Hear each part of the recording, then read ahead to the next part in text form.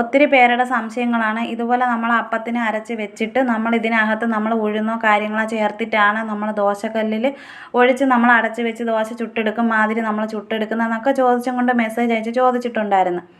അപ്പോൾ അങ്ങനെയൊന്നും അല്ല. അപ്പത്തിന് ഞാൻ എങ്ങനെയാണോ അരച്ചെടുക്കുന്നത്, നാഴി പച്ചരിക്ക് 2 പിടി ചോറും 1 പിടി തേങ്ങയാണ് ചേർത്ത് കൊടുക്കുന്നത്. പിന്നെ അതേപോലെ തന്നെ പാകത്തിന് 1 ഇഞ്ച് താഴ്ത്തി ഞാൻ വെള്ളം ഒഴിച്ച് കൊടുക്കുന്നുണ്ട്. കാരണം ഇതുപോലെ ഒന്ന് ഞാൻ ചരിച്ച് നോക്കും വെള്ളം കറക്റ്റ് ഒഴിക്കുമ്പോഴത്തേക്ക് എത്രത്തോളം വെള്ളം എത്തിയിട്ടുണ്ട് എന്നൊക്കെ ഞാൻ നോക്കിയതിന് ശേഷമാണ് കേട്ടോ ഞാൻ ഇതുപോലെ ഒന്ന് അരച്ച് എടുക്കുന്നത്. എങ്കിൽ മാത്രമേ നമുക്ക് നല്ല പാകത്തിന് നമ്മൾ വിചാരിക്കുന്ന ആ ഒരു രീതിക്ക് ഒന്ന് അരച്ചെടുക്കാനായിട്ട് പറ്റത്തുള്ളൂ. അപ്പോൾ നല്ല ഒരു കറക്റ്റ് പരുവത്തിനൊക്കെ നല്ല രീതിക്ക് അരച്ചെടുത്ത് എല്ലാം റെഡിയാക്കി എടുത്തിട്ടുണ്ട്. അപ്പോൾ ഇതിന് ഞാൻ ചെയ്യുന്നതെന്ന് വെച്ചാൽ ഒരു ചോറ്റുപാത്രത്തിനകത്താണ് ഒഴിച്ച് വെക്കുന്നത് കേട്ടോ. ചോറ്റുപാത്രത്തിൽ നമ്മൾ ഒഴിച്ച് വെക്കുമ്പോഴത്തേക്കും നമ്മൾ ഒരു തവിയോ സ്പൂണോ കൊണ്ട് നമ്മളൊന്ന് മിക്സ് ചെയ്ത് വെക്കല്.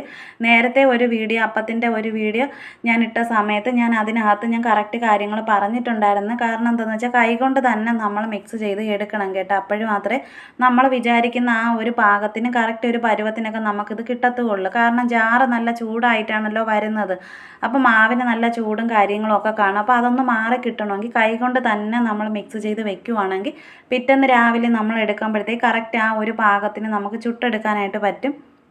അപ്പോൾ അതേപോലെ തന്നെ രാവിലെ ഒരു 8-8:30 മണിയായപ്പോൾ പച്ചരി വെള്ളത്തിൽ ഇട്ടതിന് ശേഷം വൈകിട്ട് ഒരു 5-5:30 മണിയായപ്പോഴാണ് ആട്ടി ഇതുപോലെ റെഡിയാക്കിയൊക്കെ ഞാൻ വെക്കുന്നത് കേട്ടോ. ഇതിപ്പോൾ രാവിലെ എടുക്കാൻ വേണ്ടിയിട്ടാണ് ഞാൻ ഇങ്ങനെ ചെയ്ത് വെക്കുന്നത്. അപ്പോൾ രാവിലെ എടുക്കുമ്പോഴത്തേക്ക് ഇതേമാതിരി ഇരിക്കും. ശകലം ഒന്ന് പൊന്തി നല്ല രീതിക്കൊക്കെ ഇരിക്കും കേട്ടോ. ഒന്ന് പതഞ്ഞൊക്കെ ഇരിക്കും. അപ്പോൾ ഇതിലേക്ക് ഞാൻ ആവശ്യത്തിന് ഉപ്പും അതുപോലെ തന്നെ സോഡാപ്പൊടിയും ചേർത്ത് കൊടുക്കുന്നുണ്ട്. ഈസ്റ്റോ കാര്യങ്ങളോ അങ്ങനെ ഒന്നും ചേർക്കുന്നില്ല. അപ്പോൾ ഈ മാവ് തന്നെയാണ് ഞാൻ ഇപ്പോൾ ദോശക്കല്ലിലും അതുപോലെ തന്നെ അപ്പച്ചട്ടിയിലും ഞാൻ ഒഴിച്ചിട്ട് ചുട്ടെടുക്കുന്നത്. അപ്പച്ചട്ടിയിൽ ചുട്ടെടുക്കുമ്പോഴത്തേക്ക് അതിൻ്റെ ആ ഒരു വീഡിയോ ഞാൻ ഇതിനകത്ത് കൊടുത്തിരിക്കാം കേട്ടോ. അപ്പോൾ ഇരുമ്പിലെ ദോശക്കല്ലാണ് എടുത്തിരിക്കുന്നത്. ഇതാകുമ്പോഴത്തേക്കും നമുക്ക് ലാസ്റ്റ് ചെയ്യും. നോൺ സ്റ്റിക്കിൻ്റെ ദോശക്കല്ലാകുമ്പോഴത്തേക്കും നമുക്ക് കുറച്ച് കാലം നമ്മൾ യൂസ് ചെയ്യുമ്പോഴത്തേക്കും അതിൻ്റെ ഇതൊക്കെ ഒന്നും ഇളവി പോയി കഴിഞ്ഞാൽ പിന്നെ ആ ഒരു പാത്രം നമുക്ക് ഒന്നിനും യൂസ് ചെയ്യാനോ അങ്ങനെ ഒന്നും പറ്റത്തില്ല. ഇതാകുമ്പോൾ നമുക്ക് കുഴപ്പമില്ല. അപ്പോൾ ഇതിന് നമ്മൾ മറിച്ചിടുക അങ്ങനെ ഒന്നുമില്ല. ഒരു അടപ്പ് മൂടി വെച്ച് നമ്മൾ അടച്ച് വെച്ചിട്ടാണ് നമ്മൾ എടുക്കുന്നത്. ഒത്തിരി സമയം കഴിഞ്ഞിട്ട് നമ്മൾ നോക്കുമ്പോഴത്തേക്ക് നല്ല രീതിക്ക് ഇടയ്ക്ക് വേണമെങ്കിൽ ഒന്ന് അടപ്പൊന്ന് തുറന്ന് നോക്കുകയാണെങ്കിൽ നമുക്ക് അറിയാനായിട്ട് പറ്റും കേട്ടോ.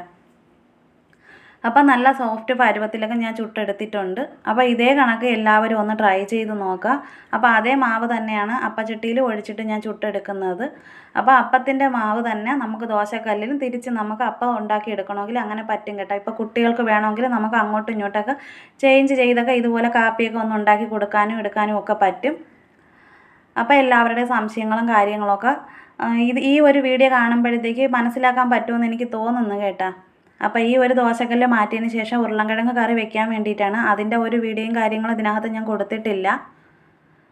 അപ്പോൾ എന്തായാലും ഇന്നിപ്പം ഇത്രയേ ഉള്ള കാര്യം എന്താണെന്ന് വെച്ച് കഴിഞ്ഞാൽ സിമ്പിളായിട്ട് തന്നെ നമുക്ക് പെട്ടെന്ന് തയ്യാറാക്കി എടുക്കാനായിട്ട് പറ്റും. എല്ലാവരും ഒന്ന് വീഡിയോ കണ്ട് സപ്പോർട്ട് ചെയ്യുക.